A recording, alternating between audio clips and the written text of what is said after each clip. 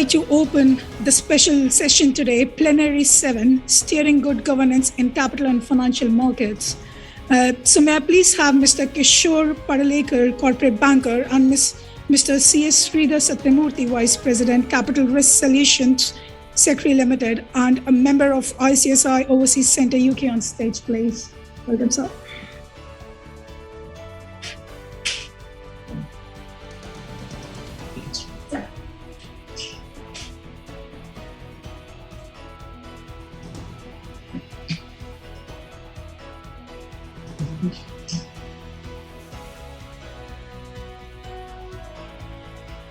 Good morning, good afternoon, and good evening to all the members who are attending this conference in person, as well as from your overseas centers.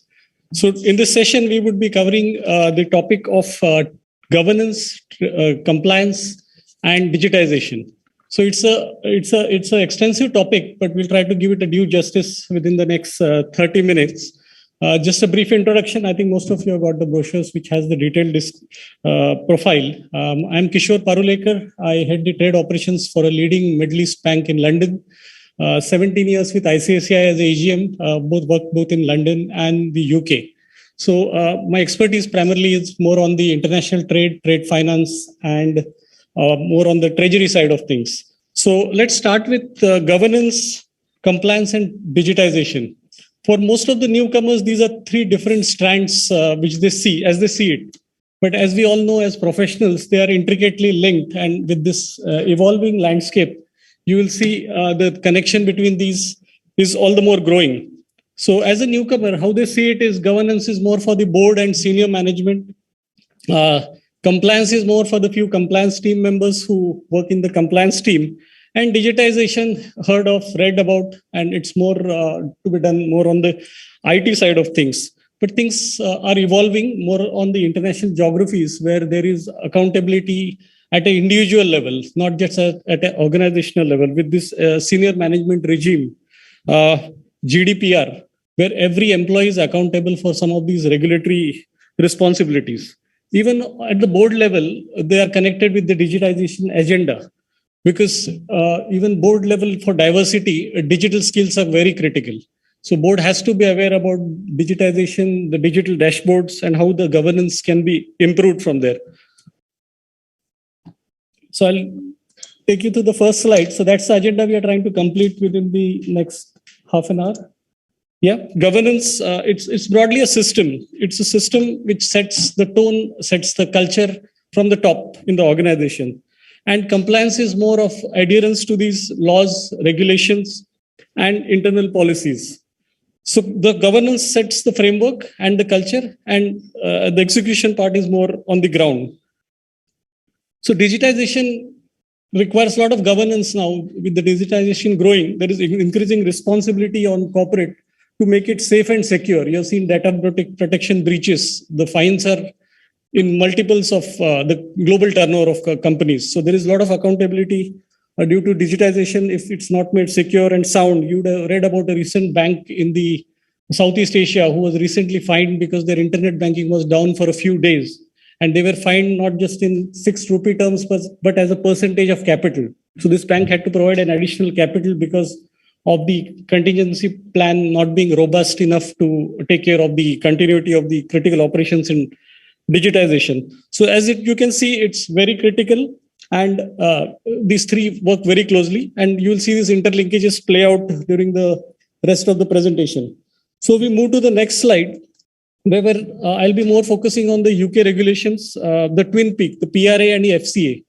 The PRA governs more on this system soundness of the financial system, and the FCA is more on the conduct, and they cover both banks and insurers.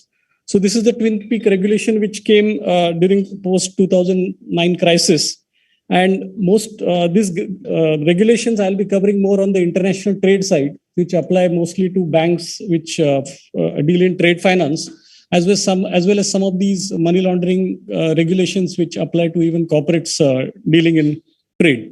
UK being a center where most of the traders are based, where goods are imported and exported outside the UK, but the deals happen in UK.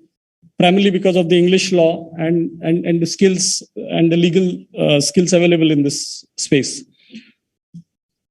So the first, so primarily between PRA and FCA, the guidelines have been issued more by the FCA side of it. The first guideline aware more of the regulatory expectations expected from banks. And the first was thematic review, which is the bank's control of the financial crime risks in trade finance. That came up in 2013. And the approach was, till then, every bank and every institution used to follow a standard approach, one size fits all kind of approach to money laundering and financial crime risk. And the guidance came where they expected banks to actually modulate it, calibrate it to more of a risk-based approach. In risk-based approach, you will see where bank is expected to tailor make its due diligence process to the transaction, to the counterparties. It has to be bespoke to that level. So a standardized approach was not a welcome part of it, and more bespoke one was the one expected. The second regulation which came recently in 2022 was the Dear CEO letter. I will come to you with the background when we come to that, but more to go with the 2013, where what are the risks in international trade and what do the regulators expect banks which offer these services in the market. So there are critical red flags in international trade, as you can appreciate, because there are various geographies, various jurisdictions, various counterparties, various actors in this ecosystem. You have the shipping companies, charterers, you have the rating agencies, you have the quality control agencies, exporters, importers, port authorities. So all this, there is a risk embedded in this entire ecosystem, which has to be addressed by banks because banks are handling the actual documents and they are party to this transaction. So the first risk is more of over-invoicing, under-invoicing. This is where there is a possibility of the goods being priced differently from the inherent value of these goods. So in Asia, the practice is to have a rule book at the customs, which is linked to the HS code of the product. HS code is a unique code assigned to a particular product, where you have a directory to check the rough valuation, and customs authorities divide the duties based on these. The second risk is vessel and trade routes. The vessel flag, is it of Russian origin, Iranian origin? All these are very critical to be checked by banks. And not just the vessel, whether the route taken, did it stop over at ports which are prohibited ports? So these are critical risks in the chain. Dual-use goods are goods which can be used for purposes like weapons of mass destruction or any other army or that side of goods. So those need to be screened. Politically exposed people, state-owned entities, these are also need a thorough screening if they are involved in a transaction. You will see a lot of transactions have complex structures just to create a layer of money laundering in the process, in the cover of trade finance. So these are one of the few of the red flags. Sanction breach is again, there are sanctioned countries which are evolving. These are issued by OFAC and FATF, HMRC lists, which lists out these on a regular basis, and bank needs to update their software to ensure that they are screened and red flag ones are addressed accordingly. Banks are also expected to be on a lookout for adverse media. Are there any convictions? Are there any corruption charges, etc. on the officials they are dealing with? So these are various red flags, but because of digitization, you will see a lot of these are being addressed. So the first part of over-invoicing, under-invoicing, there are websites available like Bloomberg benchmark indexes, Alibaba, where the prices can be checked with. Vessels, there are 3 top vendors, at least in the UK market, which is S&P Global, which gives the IMEI number to ships. They're a leading agency. Lloyd's Intelligence and ClearEye. ClearEye is the company which has recently automated processes for JP Morgan. And JP Morgan is an investor in ClearEye. So these softwares are available on APIs, and banks can, or even exporters, importers can basically use them to screen the transactions. Goods checker, there are website of government of UK where you type in the nature of the good, the description, and it tells you whether there is a possible hit. Politically exposed, there are these softwares where you can screen them. Complex transactions, the product and the counterparty need to justify the transaction. AML softwares, again, there is a hit you can find out, and adverse media again is available in this software where it tells you and screens out the adverse media which need to be addressed. Moving to the next session, what is the regulatory expectation? These are the risks in trade finance, but what is the regulatory expectation of the PRA and the FCA? So quick summary. So first of all, they expect there are two key words which come in any of the audits of the regulators when they come to the banks and financial institutions is evidence, what you're mentioning in your policies, or demonstrate. So every bank or every player has to be asking the question to their own staff or in any meeting that are we having the enough evidence on the file, how we closed a particular red flag, and can we demonstrate it with their availability of data for data protection purposes in terms of data retention. So having clear policies is the first point, where the policies should be clear who, what, and when. These three should be answered in each of these policies. So it means they should be easy for the guy on the ground to execute and implement. Screening transactions across the life cycle. So it's not just that you screen at the level of issuance of a LC, but you have to screen the transaction at every touch point in the bank and the financial institution. So be it advising, document presentation, payment. Also, not just at the transaction level, you should have a look back review of the transactions, the portfolio. How many transactions happened? Is the export turnover broadly in line with the overall turnover and the balance sheet of the bank? So some of these analytics need to also justify and play a role in assessing the counterparties. Whenever there are red flags, in addition to the normal due diligence, there should be a process to carry out enhanced due diligence. That should be on the file, and the rationale for closure of each of these red flags and suspicious activity reports and senior management escalations should be on the file. Regular training, in fact, recurring training, should be conducted for the staff handling compliance. Root cause and self-assessment. This is very critical, which has been followed through by the regulators again in the recent guidelines. And the 3 lines of defense, which is the first line, the second line, the control groups, and the third line, which is the internal audit. All 3 should be in action and evidence that there are checks and counter checks in the process. With this, we move to the phase of 2021, where there were very high-profile commodity-related insolvencies, and a lot of banks took hits.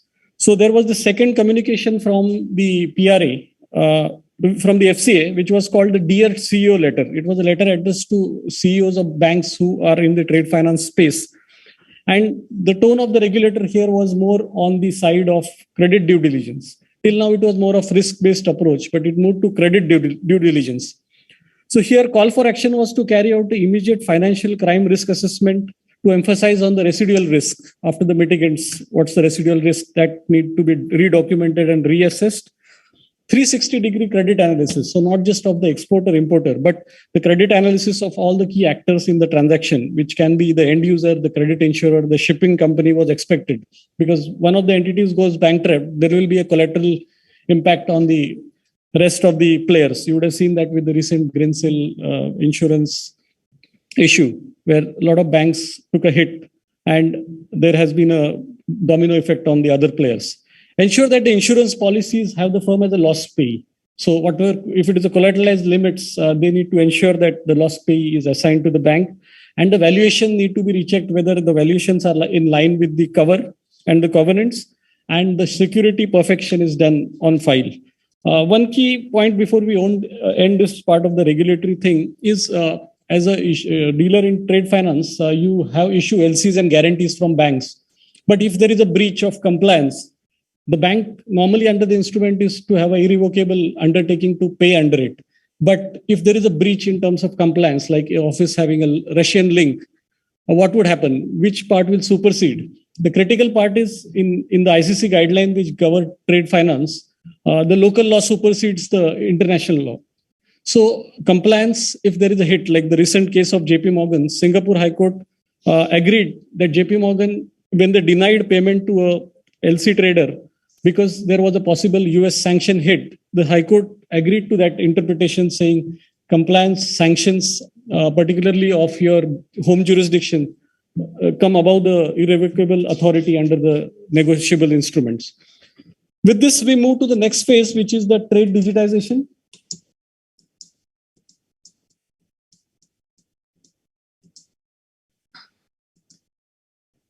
Yeah, trade digitization, just to give a sense, trade is fully paper-based. You will see a lot of papers flying across from an invoice, bill of lading, insurance documents, and all these need to physically travel across the place to get the working capital cycle in place to get the goods moving.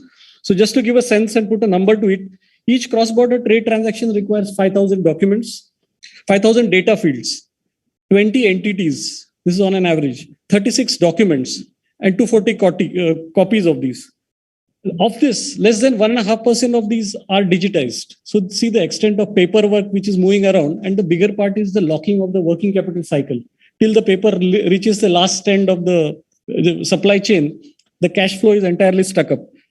Current turnaround time for a transaction is average 3 weeks. And with digitization, there is a hope it will drop to less than 6 days. So the critical part to digitize this entire manual ecosystem, there are 3 pillars. The first, what is stopping digitization, unlike payments and other space where the digitization has caught up. In trade, it hasn't. The key reasons are first is the policy framework. There is a lack of universal law. Still, you need a bill of exchange or an insurance bill of lading, shipping documents in physical to be presented in the court of law in the event of any issues. So the law doesn't permit electronic bill of exchange or an electronic promissory note or a warehouse receipt. So that's holding back the digitization.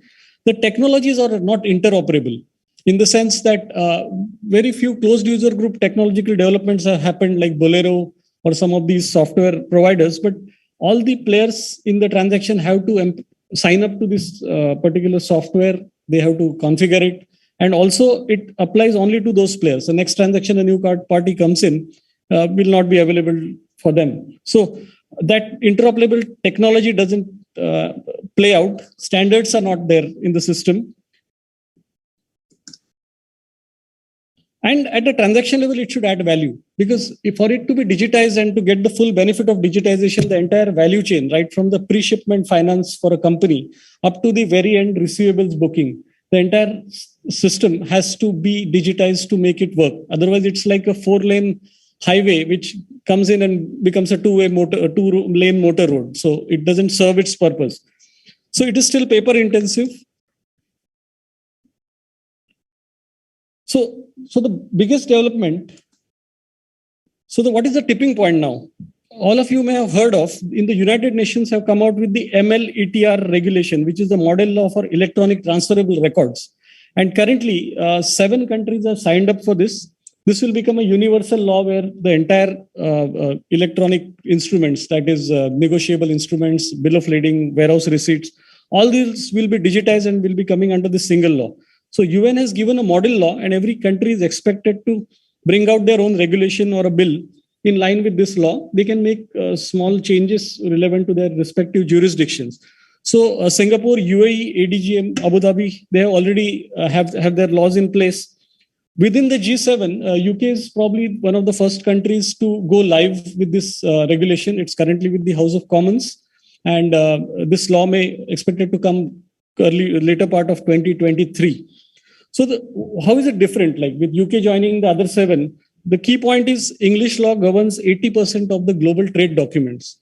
So the impact of this will be worldwide, not just for UK, but worldwide. Secondly, there are many Commonwealth countries which have laws similar to English law. So very likely once this bill has been cleared in the UK, the respective Commonwealth countries will try to follow a similar line and come out with their respective guidelines. So this is the tipping point which every country and the world is waiting for, to get the English law in action with the digital capabilities. So this act takes care of the Bill of Exchange Act, the Carriage of Goods Act, Electronic Communications Act, and some of the documents which will go live, which will be digitized, where you can send a bill of exchange, get it accepted, transferred, could be promissory notes, bills of exchange, bills of lading, shipping, delivery orders, warehouse receipts. So you can see the impact on the entire working capital cycle, where if these things are digitized over an exchange of a mail, you can get the loan and you can transfer your payments, and the whole turnover ratio of the working capital may improve from there. So how will the future look like once this law is in place? So a shipping company can digitally share the original bill of lading with the supplier via email.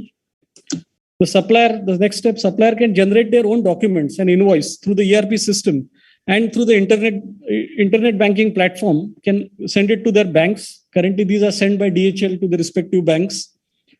Then the supplier banks can relay these documents to the buyer bank via SWIFT. So SWIFT has this function called SWIFT File Act, where these documents can be uploaded and can go over to their counterparty banks overseas. Currently, it takes 5 to 7 days for the bank-to-bank document transportation. Buyer's bank can further share the documents with their clients through internet banking platform. So if you have the ERP system, it can integrate with this internet banking platform and you can communicate seamlessly with the banks. Lastly, the buyer can submit the bill of lading to the shipping company via the email and get his goods released. So that's where the efficiencies lie. And ICC estimates that with digitization, there would be a savings of roughly sterling 224 billion in the ecosystem.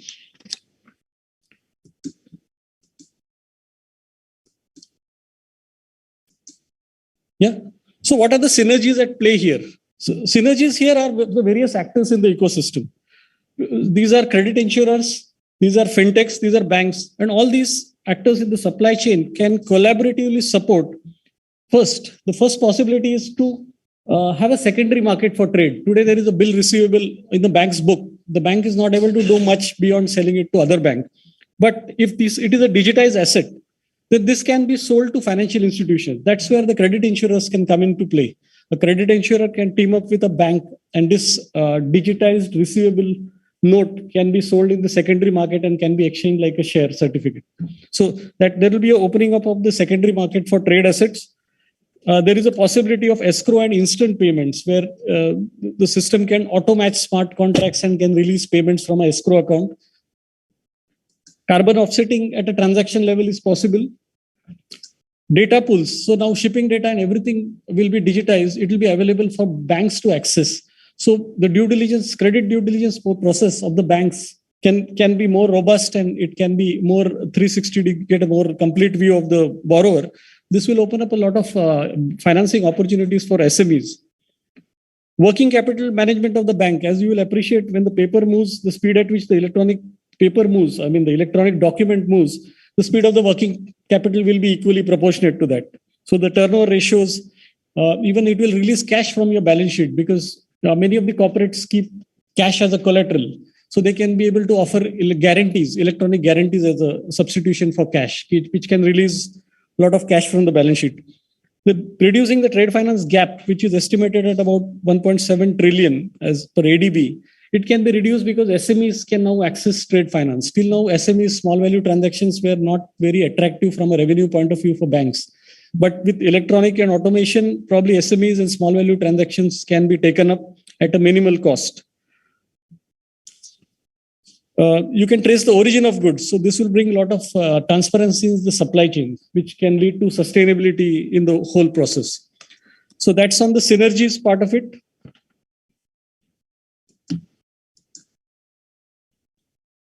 So it's not just competing. A lot of times banks and fintechs compete, but in this space now, it will open up to such an extent that more you collaborate. Some of these like tech players where Apple makes their touchscreens from Samsung. In the same way, banks will have to come out of this mindset of competing, but to collaborate with some of the players like the credit insurers and fintechs to have a bigger share of the market.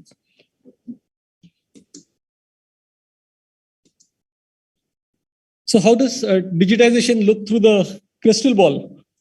The first is the huge opportunity. We are at 1.5% digitized. So the entire 98% is available as a market to digitize. So that's a huge opportunity. Integration of financial institutions with fintechs. There is a worry that whether fintechs will take overstep into banking space, which is not the case. Banks, if you see most of the banks leaving the big four, they aren't on the curve to digitization yet. A lot of investment is still to be done. And it's not just having the right platforms, but the bigger part is to continuously future-proof them. Because, for example, the screening softwares, the HMRC sheets are updated, the list of sanctioned entities. Those need to be real-time updated in the backend systems. So banks are way behind fintechs in terms of creating those platforms which are future-proof. That requires a lot of investments. And in this current uncertainty, getting the budgets to basically digitize trade finance may be difficult because there are various competing lines of core businesses which are competing for that limited budget. But the good part of tying with fintechs is the traditional IT infrastructure of these banks and corporates can talk to the digitized world through this bridge created by these fintechs. There are many fintechs who have software which is called as bridge, which links the traditional software to the external digitized world. They can customize it to create that bridge and ensure. And when we have stay with the same vendor, we can ensure that it's future proof and future upgrades the fintech is investing in, which is their part of their core business, and the bank is enjoying the benefit of the digitization in the future as well. Third part is very interesting. Third part is innovation in digital trade finance assets. So how do these assets, which are created in digital form, how do they travel in terms of moving from one holder of due course to the other?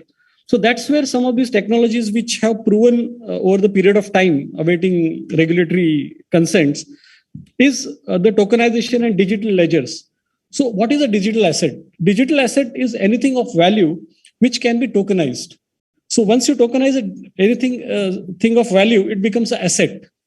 This asset then we can use the technology of digital ledger, whether through distributed ledger technology, these transactions can happen in the digital assets. Things of this sort are happening in other space, which is bitcoins and cryptos. Digital central bank currency is again something which is getting worked on. But yes, this offers the opportunity for trade finance to digitize some of the assets which are currently paper-based, to again have open to the open market for monetizing it. So future is exciting. Future is digital. And I would like to end my side of it by a small quote from the former Secretary General of OECD, which nicely summarizes these three strands of governance, compliance, and digitization, which is digital technologies can drive economic growth, create jobs, improve public services. But to fully realize their potential, we need good governance, effective regulation, strong compliance mechanisms to ensure that they're used responsibly and in the public interest. Thank you. So, do we have time for questions? Or?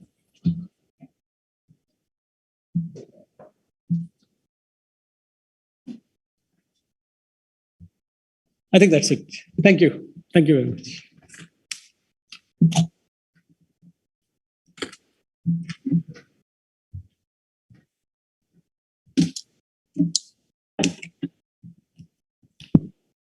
Hello. Good morning, ladies and gentlemen.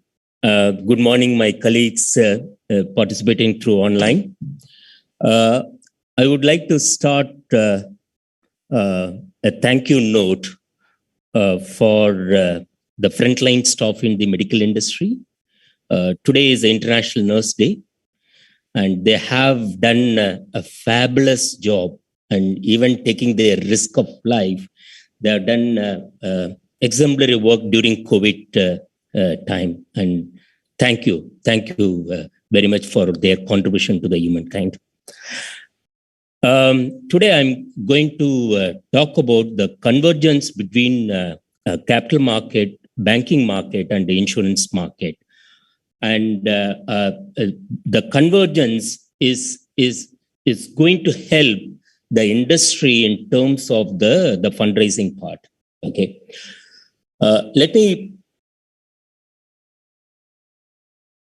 me explain the risk aspect. Okay, there are two funders basically for any business. One is the equity funders, and second is the debt funders.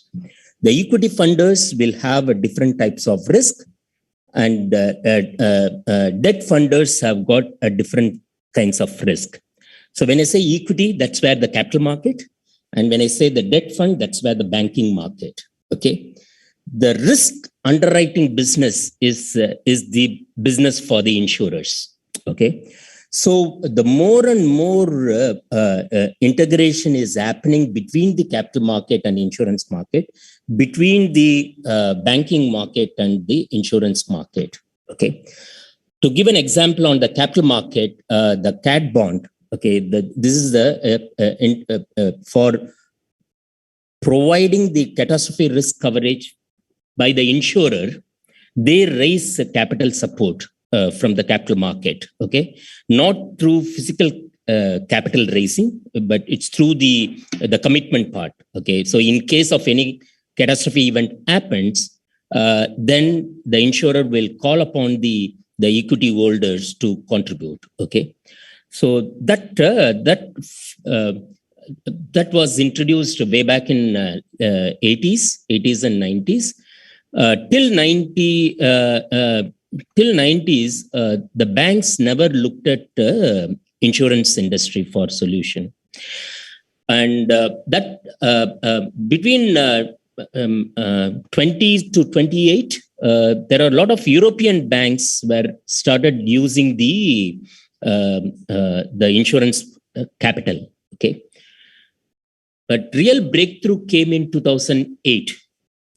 During the financial crisis in 2008, I don't know how much you know about why this financial crisis has happened. Okay, there is a capital market instrument called credit default swap. Okay, which was conceptualized and started trading very actively from year 2000. In year 2000, the CDS market was $1 trillion. And by 2008, that 1 trillion became a 58 trillion. Within 8 years, just look at the exponential growth on the CDS market.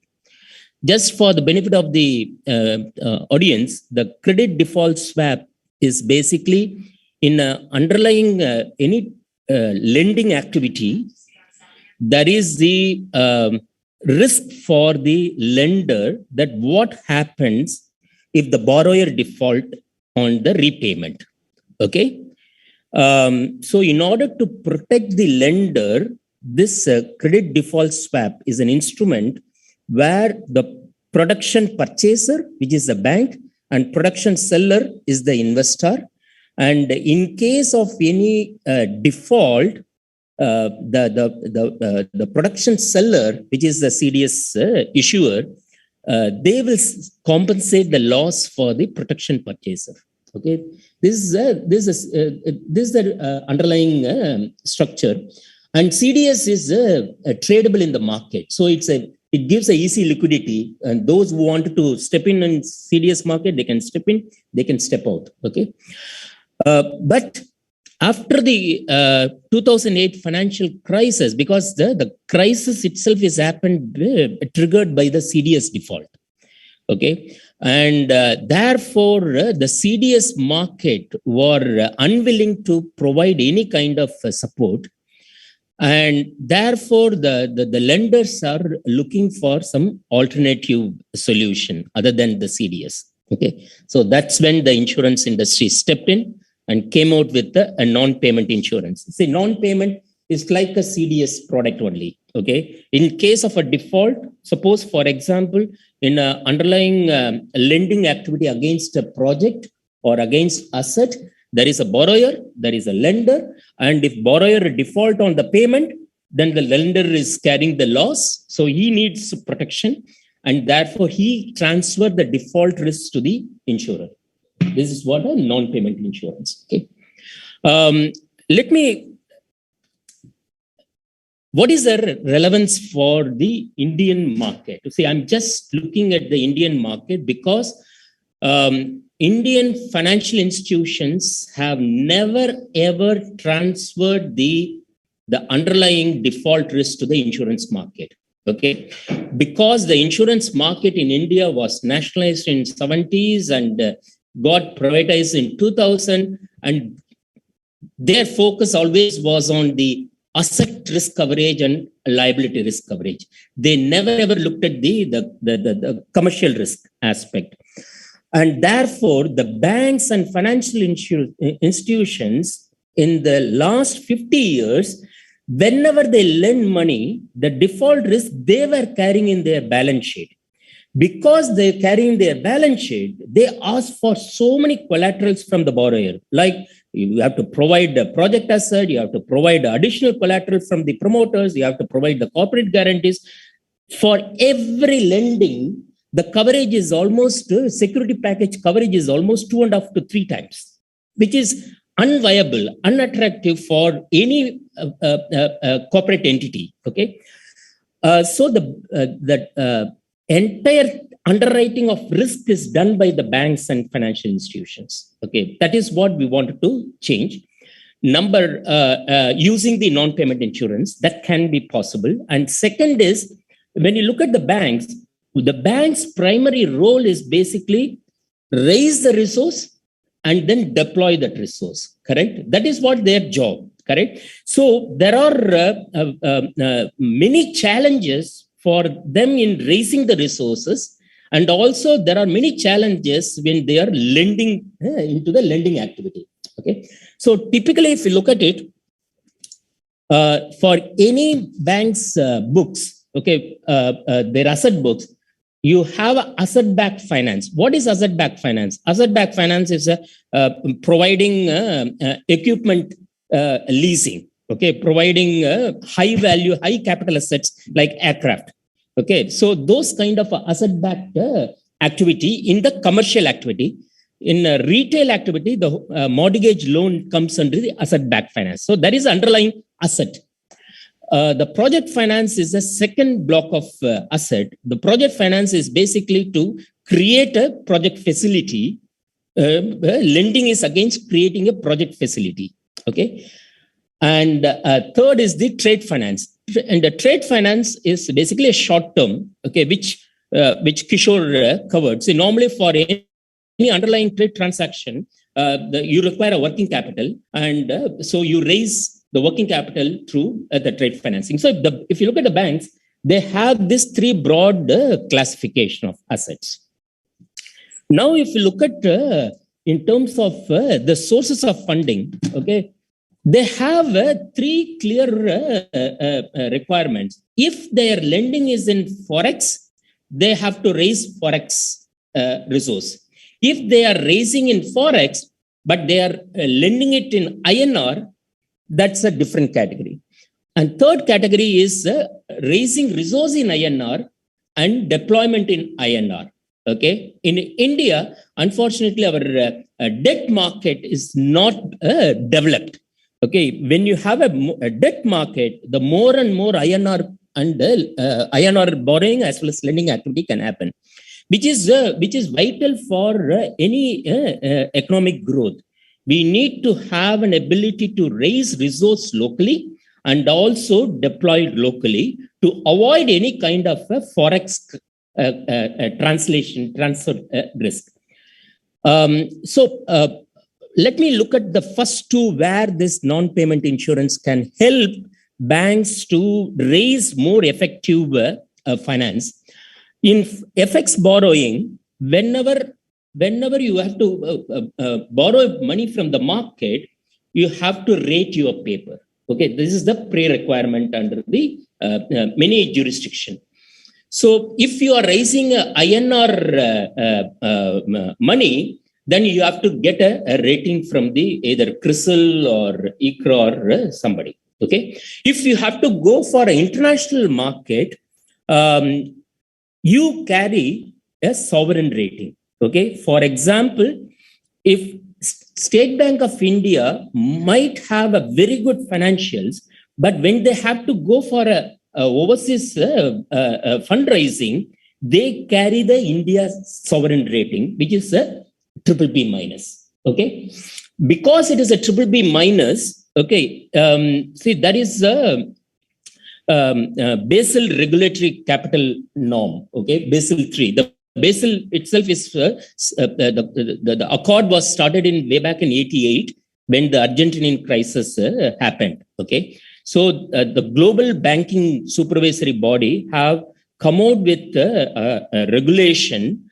that in order to run a banking business, they need to have a minimum requirement of a capital, which I will cover up in the next slide. So as under the Basel III accord, when any lender lend money, the borrower rating they have to look at. If the borrower rating is say BBB minus or BB minus, okay, then the risk weightage against default is 100%. Therefore, whatever, suppose if you lend 100 and risk weightage is 100, then you have to provide a 13% of the exposure risk weightage as a regulatory capital requirement. Okay. So these are all to protect the banking institutions.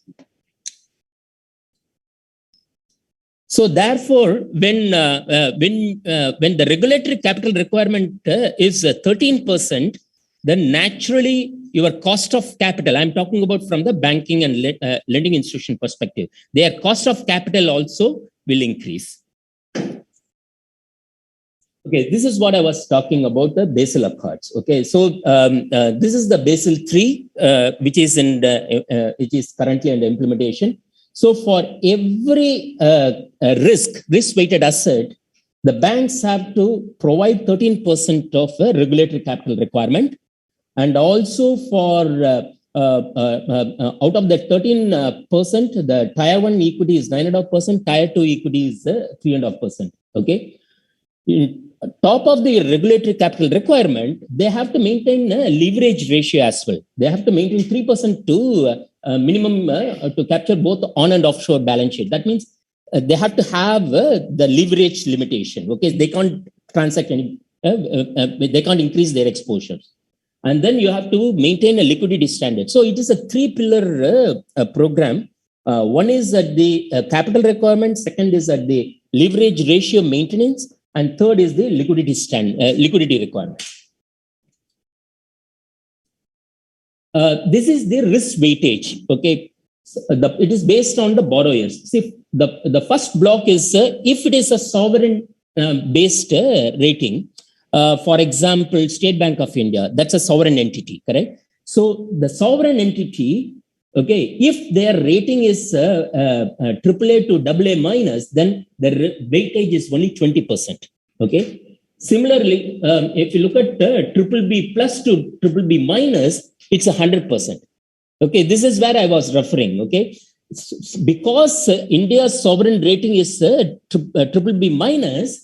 Therefore, when we go to the international market for fundraising, we are carrying that rating, and thereby the risk weightage becomes 100%.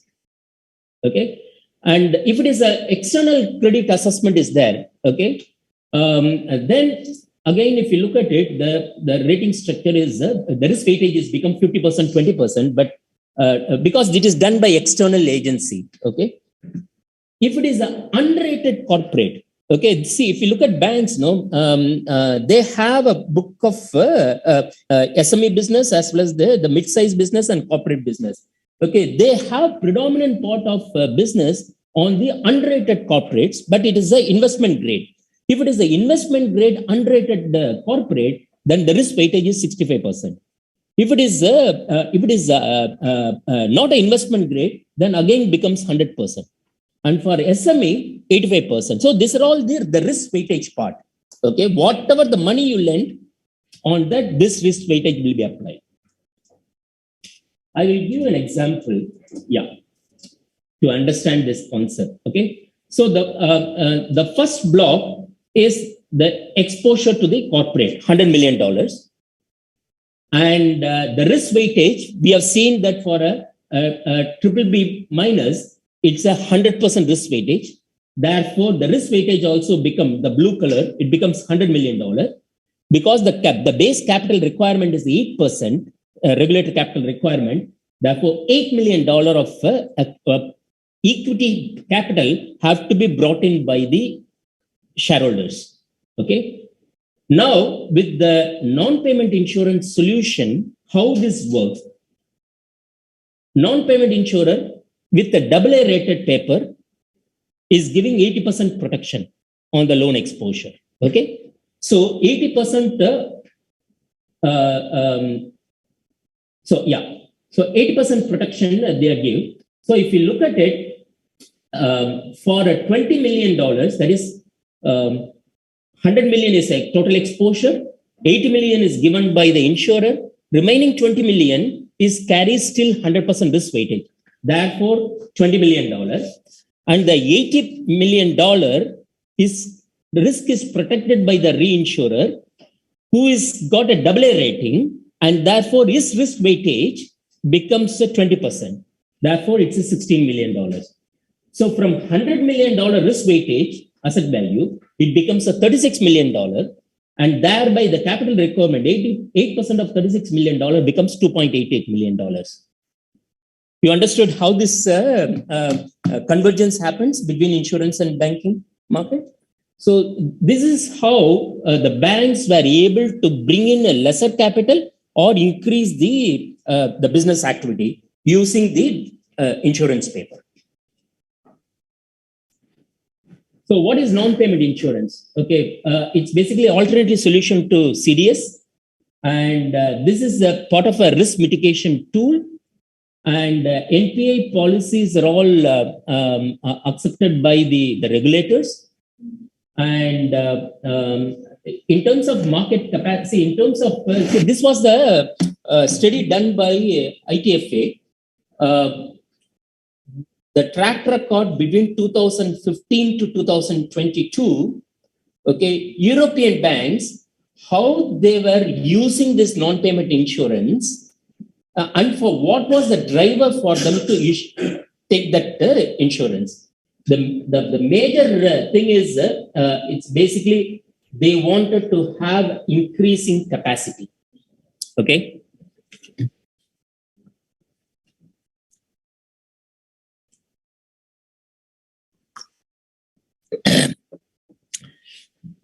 Increasing, see, generally banks, what they used to do earlier before this non-payment insurance, they always trade in the secondary market. They raise the book and they sell it in the secondary market.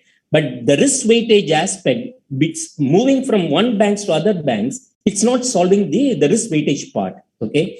So therefore, there is a change in the secondary market activity, and more the primary issuer is looking at the insurance solution. So which enables the lending capacity for the financiers. Okay. For example, SocGen has got a global portfolio of say $50 million asset portfolio. Okay. And they wanted to transfer that portfolio in the secondary market. They want to sell it in the secondary market.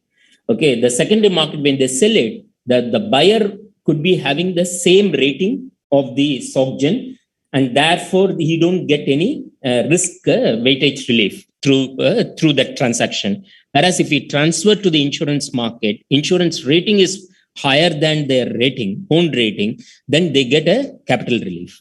Okay, that is the main thing. And so increasing the lending capacity, they use the NPA market.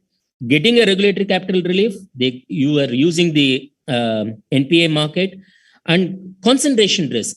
The another thing is every regulator always prescribes what would be the maximum lending exposure to a corporate.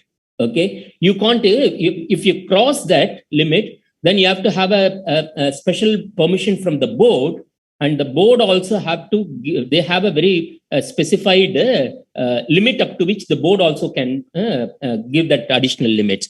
So there is a concentration of risk. Okay, how do you transfer that concentration of risk? By using the insurance market, you transfer the counterparty risk to the insurance market, and thereby the risk is removed from their books, and they can continue to lend more. So these are all the few reasons why they have looked at the insurance market. And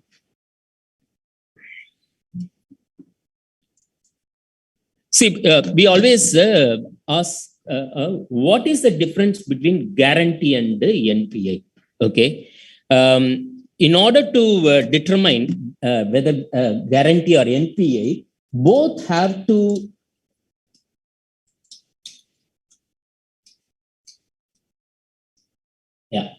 there are 6 criteria. If it fulfills the 6 criteria, then you can use either non-payment insurance or credit default. Any kind of credit protection have to fulfill all these 6 criteria. One, it should be a direct. There should not be any ambiguity. It should be clearly specified what is the risk, what is the cover. Okay. And second is you have to be explicit on what is the transaction and so on. So if you look at now, all these criteria are applied to ensure that when the bond or when the guarantee or NPA is called upon, there should not be any dispute or there should not be any argument in terms of honoring their instrument. Okay, that is the primary objective, and these are all the 6 criteria laid out by Basel to assess which instrument we can use it for credit risk mitigation.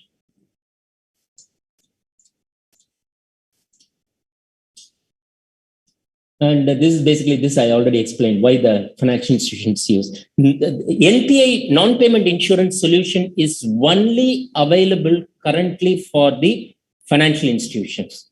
As a corporate, if you want to if you want to get the cover, it's not available because it's very highly specialized market. There are only 60 underwriters all over the globe are writing this business. They have a capacity of almost 3 billion per risk financing transaction. And everything is a bespoke wording. It is not like your normal fire policy or liability policy. These are all financing structure-based bespoke wordings. And these are all issued for longer terms. I would like to end with one of the potential area for the Indian aviation market. Typically, if you look at it, the airline operator always place a bulk order with the aircraft manufacturers. Like you would have seen, Tata's have placed 500 aircrafts and so on and so forth, correct? In order to get a much better pricing, they place a bulk order, but the delivery happens over a period of time, say 5 years to 10 years. Okay, that means every year they will be getting 30 to 40 aircrafts. Okay, airline industry is a service industry. Okay, therefore, the airline company's balance sheet should be a asset light balance sheet. Okay. They should never ever block their capital in acquiring the asset. One of the reasons why Jet Airways faced a problem is they initially started with the asset-light model, and later on they went with the asset-heavy balance sheet. Okay, they bought aircrafts in their name. Okay, they are holding that aircraft, which is not a right model. And Indigo, as soon as they came into the market, they because of the expertise of the promoters, they adopted the right model from the day one. That's why still they are sustainable. They are making profitable business. Okay, what is that? So as I was telling, every year they will get 30 to 40 aircrafts. Okay, and at the time of placing order, the airline operator have to place a 5% advance as an advance money. Okay. At the time of delivery, they have to pay the remaining 95%. Okay. So whenever the delivery comes, the airline operator arrange a bridge finance and pay that 95%, get the ownership of the aircraft, and then they go to the leasing company for a sale and lease back transaction. When they go for a leasing company, 2 things they achieve. One, they recover their investment. Okay. And 2, because they got a negotiated price versus a negotiated price, and when you go for a sale and lease back, you go with the list price. Okay. So whatever the difference, whatever the saving you could be able to achieve in negotiation with the airline manufacturer, you can book that profit by way of going through a sale and lease back. Once the leasing starts, then they have to continuously make payment, correct? This is what the financing structure. What happens if there is a default on the lease rental payment by the airline operator? That default will trigger leasing company's lender's exposure, correct? Leasing company, when they want to give out for a leasing, they have to raise resource to buy that aircraft, correct? So they will go to the lender market and they will raise the capital from there. So if there is a trigger of default by the airline operator on non-payment of the lease rental, it triggers non-payment risk of the leasing entity to their lenders. Correct? So now the solution, NPA solution is the cover is available to the lenders to the leasing entity. Okay. So the cover is basically in case if there is a default by the leasing entity to the lender on the non-payment, then the insurer will come and settle that payment. So there is a zero risk of a default risk for the lender from the leasing company. The lender looks at the insurer. Okay. So insurer, which they are a better rated entity, therefore the lender can also effectively raise their capital more efficiently. So it's a chain. Okay. And so that is how the leasing entities protect their balance sheet. And the airline operator, also the way in which it's structured, it's not that if the moment they default on one payment, immediately the insurance policy will trigger. It doesn't happen like that. There is a cool-off period, but the insurer will continue to make the lease payment in order to adhere to their repayment plan. And within that period, 12 to 18 months period, they will assess what was the circumstances of the airline operator, why they can't service the lease rental, and so on and so forth. So it's a win-win for everybody, correct? This is one example which I gave, but just imagine Indian market. You will not believe we have only 700 aircraft. We have only 200 helicopters. Okay, market such like India, we need at least 3,000 aircraft. We need 4,000 aircraft.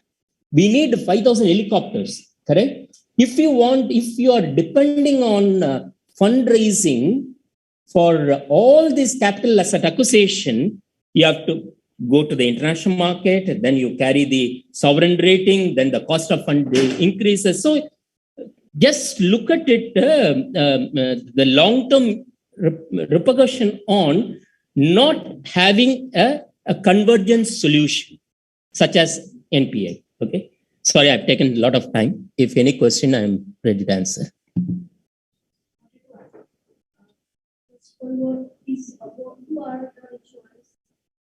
Nobody.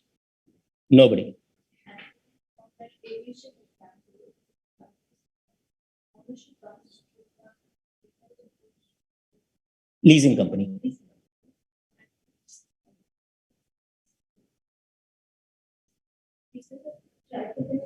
No. It's all two individual agreement. Yeah, it's because if you look at aircraft life, it is almost 15 to 20 years. Okay. The leasing entity would not like to commit a long-term deal with the airline operator.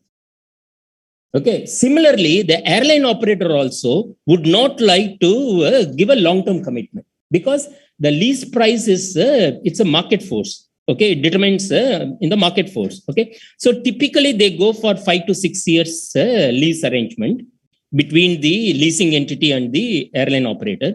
But when the leasing entity raise the money, they have to raise it for the 20-year period or 15-year period. Okay, so therefore it's two different transactions.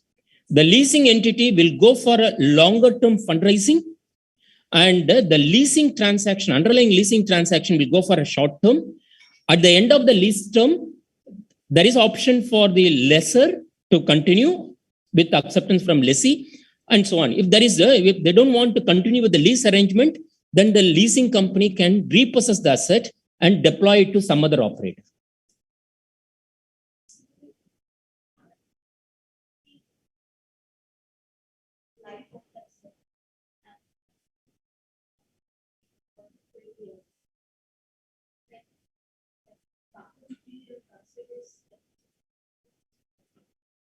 No, we say in airlines, there is a scheduled maintenance. Okay, there is a clear defined life period by which you have to change the engine. You have to change the component. Okay, why they like to look at 15 years? Because there is a technological advancement. Okay, people always wanted to have a latest technology to reduce their fuel consumption. I'm talking about the airline operator. They always look at for a new technology. The repayment part. It's basically it's all totally financing structure. Okay, some of the leasing company will say they don't want to have any bullet payment structure that at the end of 15 years and so on. It's totally a financing structure. It's a. You're talking about aircraft. So why is Ireland the center of global aviation? Any particular structural factors for that? One is the friendly tax arrangement in Ireland. It's a very tax efficient structure, and it's basically the ecosystem is developed over a period of time, and that's why Ireland has become a prominent place. Now, Gift City is focusing on making Gift City as a aircraft leasing and ship leasing business as a core activity. You're referring to Gift City in India or Gift City in India? No, basically in November I went to India. I had a meeting with the Finance Secretary, Commerce Secretary, IFCA, the IFCA Chairman. It's basically we are trying to look at the scenario what I was talking about. If Indian market require 3,000, 4,000 aircraft, 5,000 helicopters, we need to have a mechanism to raise funds rather than depending on this fund. So it's all interlinked. Okay, first of all, none of our financial institution has got any experience on the aircraft leasing business, and that is they don't have any experience on the operating lease, because the Banking Regulation Act prohibits operating lease. They recognize only financial lease. The finance lease is not good for the business. Okay, and therefore that is why if you look at the Gift City in the Gift City legislation, IFCA legislation, they recognize both the finance lease and operating lease. Therefore, Gift City can become effectively providing a market for providing the operating lease.